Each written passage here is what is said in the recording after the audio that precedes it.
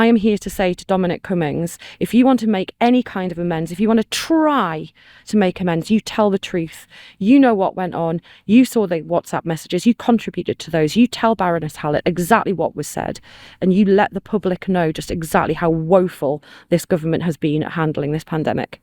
My dad went from his care home into hospital right at the beginning at 15th of March 2020. He was diagnosed with pneumonia and was supposed to be coming home. And then they admitted someone with COVID onto his ward, and I was told I couldn't see him. And then the following Wednesday, I got the phone call to say it was end of life. So I was allowed in for 10 minutes at a time. It was the first time I'd seen PPE in the whole hospital. So I was masked up, I was gowned up. Dad had Parkinson's and Alzheimer's, so I don't even know if he knew who I was.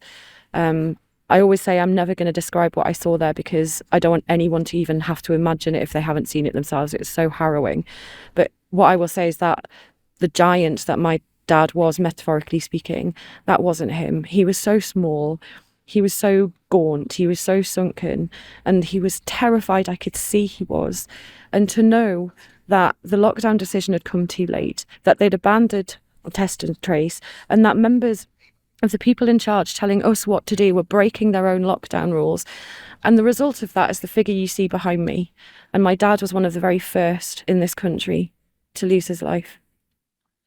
And can you remember when you heard about Barnard Castle and Dominic Cummings' visit? Can you remember what you felt when you learnt that someone who was meant to be responsible for helping prevent this and protect people like your dad had broken the rules in that way? Yeah, I screamed. I was so angry. I couldn't find words. I was screaming. I was crying. I was howling. I couldn't articulate how I felt. I was so furious.